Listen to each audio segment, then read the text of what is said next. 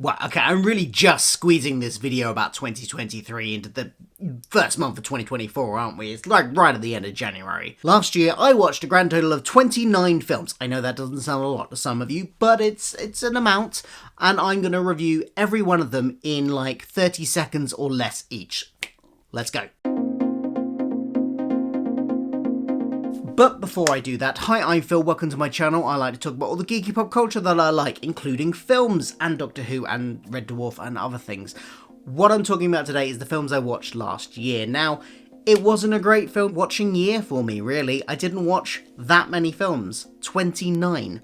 A lot less than I'd watched the previous year. I have now been keeping a track on a Facebook photo album by putting the poster of the film in an album. What I watched every single film for about probably 6 or 7 years now. A couple of years ago I made this video, and that time back in when I was talking about the films I watched in 2021, I had watched 47 films. That is an average of 3.91 films per month. Kind of almost one a week, but almost closer to that one a week was last year when I didn't make a video about it, but I watched a huge, for me, 50 films in the year. That is very much almost one a week. It averages out at 4.1 per month. However, this year, sadly, only 29. Didn't watch as many films this year, averaging 2.4 per month. Now, I'm sure the big film enthusiasts amongst you will be like, how do you watch so little films? I watch mostly TV, to be honest. I watch much more TV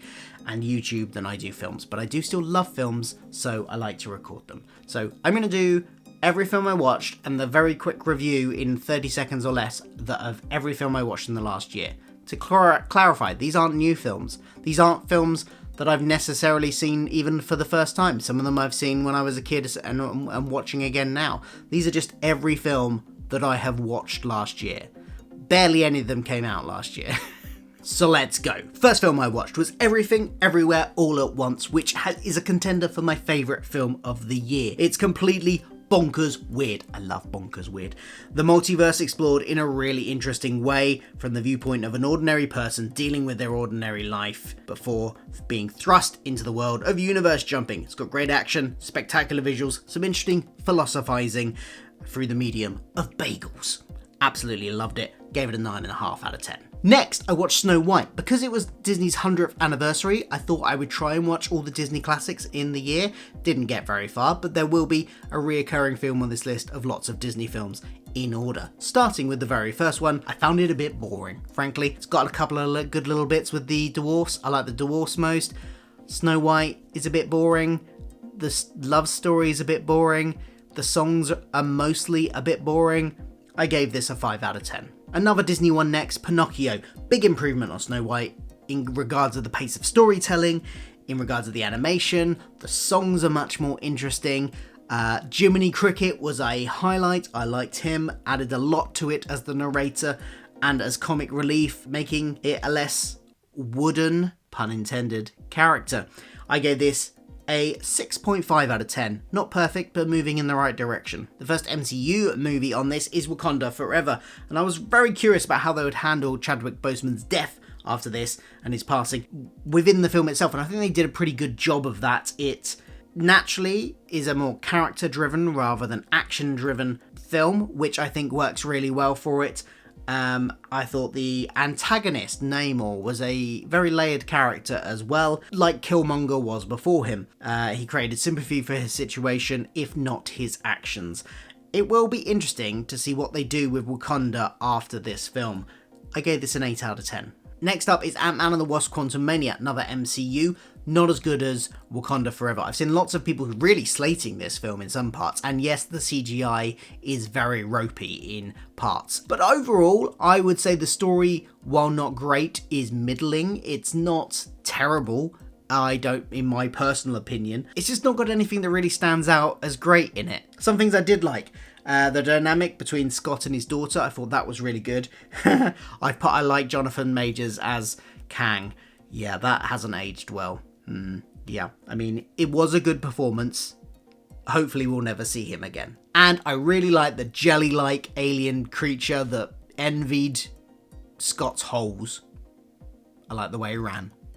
I gave this a 7 out of 10. Disney again, and Fantasia, and oof, this was always, I had this on VHS as a kid, but I never really liked it. The one bit I liked about it was the Mickey Mouse bit when he's the sorcerer's apprentice. Like that bit, rest of it, quite boring, very slow.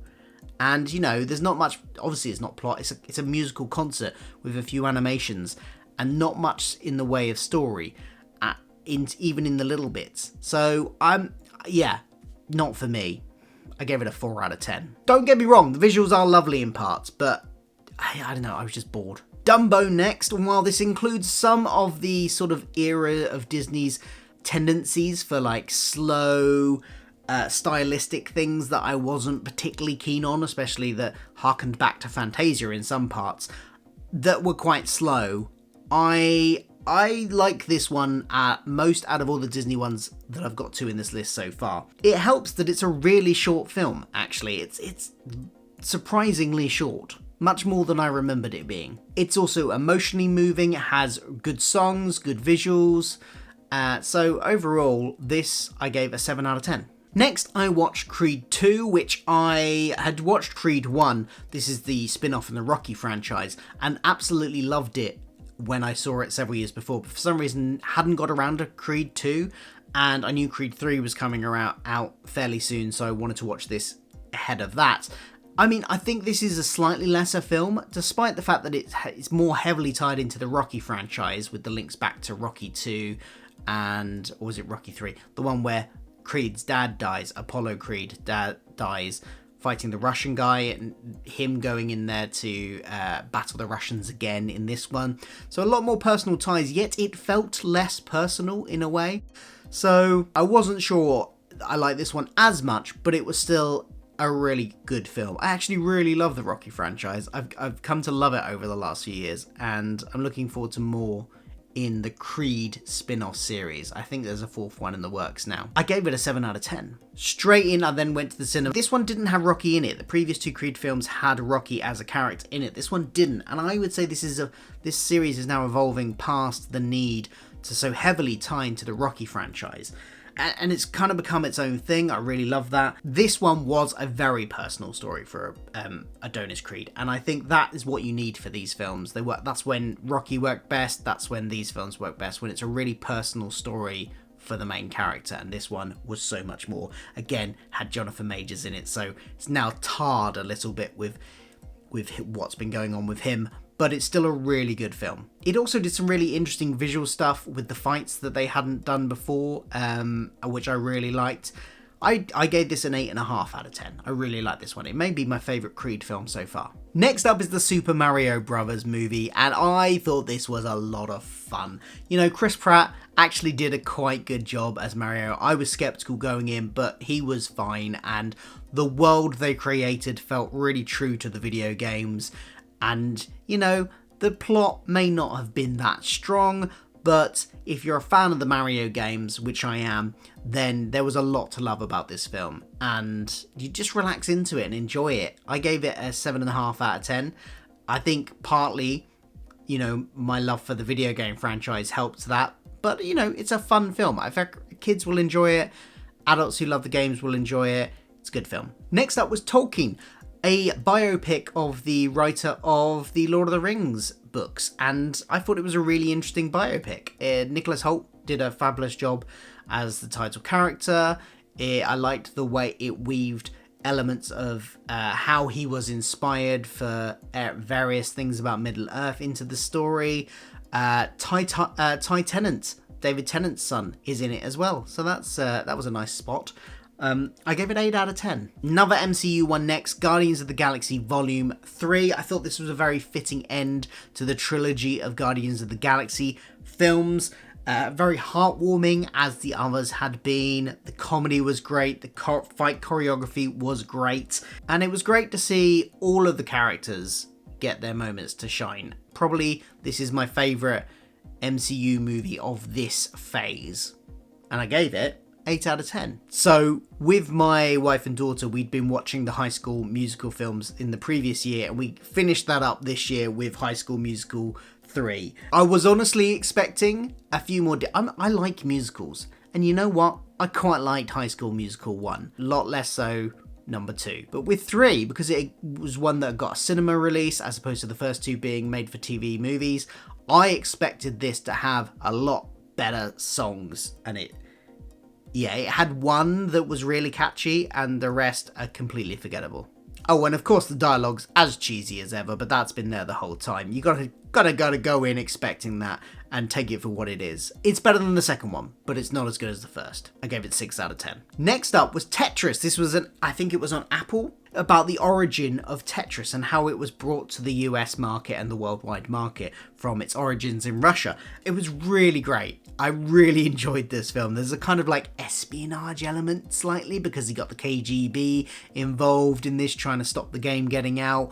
There's like business kind of dealings. I'm trying to think of the word. Subterfuge. There's a word. Espionage. Business espionage. Corporate espionage. That's the word. I'd even written it down. Soviet versus West tensions. Great acting and lots of 80s video game nostalgia.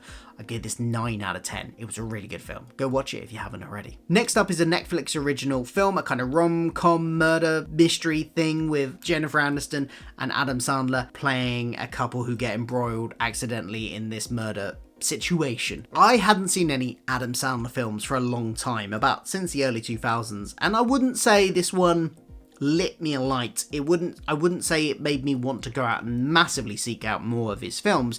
However, it was still quite an amusing film, and I don't think I wasted my time. I would probably at least check out the sequel to this, is what I wrote, and I think I do later on.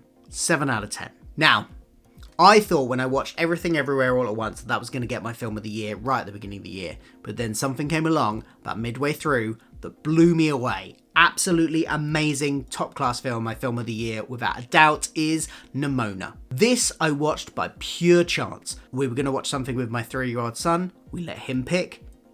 Off the Netflix screen, he picked Neona. Just not knowing anything about it, never having seen it before, he just liked the image, and we watched it, and I'm so glad that he picked that film. It has a brilliant, gripping story with real emotional heart to it, with just a fantastic message to it, and the visual style of it is great. Everything about this film is amazing. I don't do this often.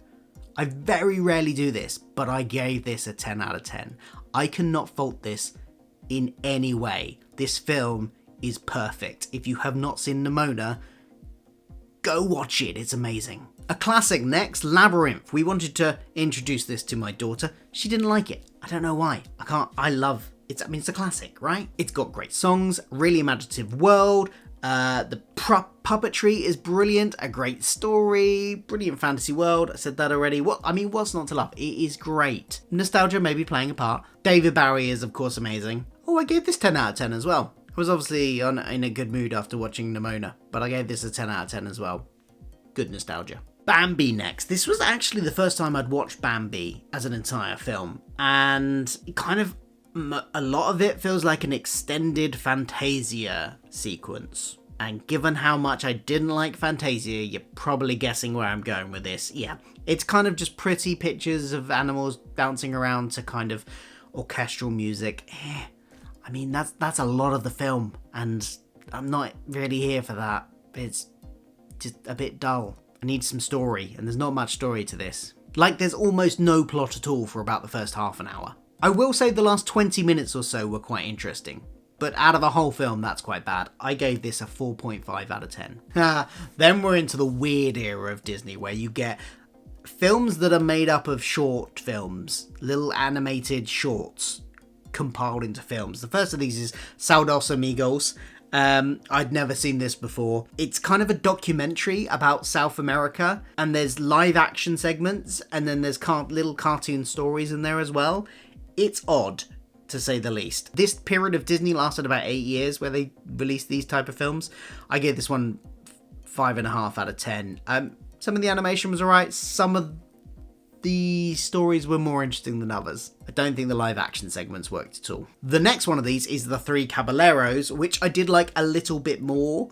There's a linking narrative with this with Donald Duck, which makes it flow a little bit better. The shorts mostly play up the humour, which they do successfully. Although, how can I say this? It feels like they are employing stereotypes a little too liberally. And yeah, I know the era and all that, but it's a bit cringy to watch now. I gave this 5.5 out of 10 as well. The Barbie movie. If it wasn't for Everything Everywhere All at Once and Neona, this would be up there for my best film of the year, because I really loved Barbie. It was fantastic. It was fun. It was meta. I love a musical, and there's some really catchy songs in this. I could not stop singing I'm Just Ken and putting it on repeat when I got home from the cinema. It's just such a great film, and well acted. Nobody's taking it too seriously, but it has a serious message, and it's fun, and there's dancing and fun, and I love meta-ness in films. It's just a really fun time. I gave it 9.5 out of 10. Didn't quite reach that 10 out of 10 height, but boy was it good. Another strange Disney one, Make My Music, another compilation. I didn't really write much about this. I gave it 5.5 out of 10 again. John Wick Chapter 4. Me and my wife got into the John Wick chapter in 2022. John Wick franchise in 2022. Really loved the films, and this one is good as well. I didn't write much about it other than that it was good. I gave it 8 out of 10. You know, what's there to talk about? It's Keanu Reeves shooting a lot of people, a lot of really stylized fight scenes, basically. The live action Little Mermaid. Now, the problem with this one is, let's start with the positives. Ariel and Eric, I think the actors that played them were really good, and I think they played it well. However, visually, all the underwater stuff was really dark and too naturalistic. Like, yes, that's what it would look like under there, but it's not what we want for film. We want to be wowed a little bit, and it was just a bit dull and not very vibrant. And the plot, it's a rehash of the animated one. I like it when the Disney remakes do something a bit different, like Maleficent, or even Cinderella felt a little bit different.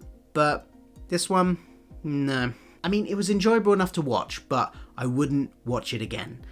I gave it 6.5 out of 10. Captain Marvel is next, the last MCU one on this list, and I think this was a bit of a box office bomb, really, but I think it deserved so much better. In terms of the Marvel films that have come out in this phase, while it's not the best, it is by no means the worst, and I had a really fun time with it. It's not going to blow you away, but it definitely deserved to do better than it did. It's actually a really quite fun film. The highlight by far is Kamala Khan.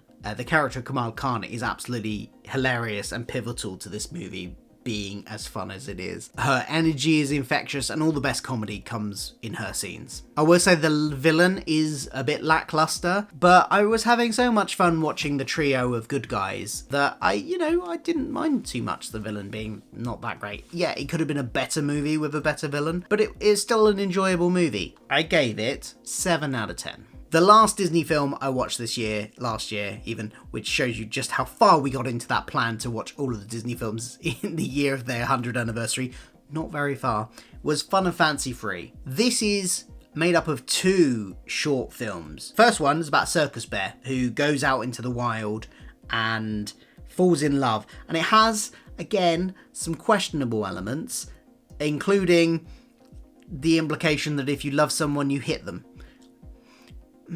The second one is much better. It's an adaptation of Jack and the Beanstalk, with the main cast being Mickey, Donald and Goofy, and they go up the beanstalk. Yeah, it's alright. It's not your usual adaptation, but it's alright. It's alright. This era of Disney is not really for me. I would give this a 5.5 out of 10. Next was Mighty Morphin Power Rangers, the movie. My 3-year-old son has gotten into Power Rangers in the last couple of years, and he's gotten really into the most recent series, but also Mighty Morphin as well. So, of course, I had to show him the Mighty Morphin Power Rangers movie. It's cheesy. The dialogue is terrible. The CGI is terrible. But boy, does it hit a nostalgic place in my heart. Because I was, 10? Maybe 9 or 10 when this came out, and the nostalgia is basically what gives this any mark it's going to get. So I couldn't bring myself to give it less than a 6 out of 10. But yeah, most of that's nostalgia. Christmas movie, yeah, Your Christmas or Mine 2, the sequel to last year's Netflix original. And I really liked this. I really liked the first one. This one isn't quite as good as the first one, but it's still very good. It's a British rom-com, Christmas rom-com, basically. It's fun. It's fun, it's sweet, but unlike those American Christmas Hallmark movies, which my wife really loves, but I find a little bit nauseating because they're the same plot over and over again, and they're very sickly sweet. This is very British. It's very self-deprecating. It's, you know, in that...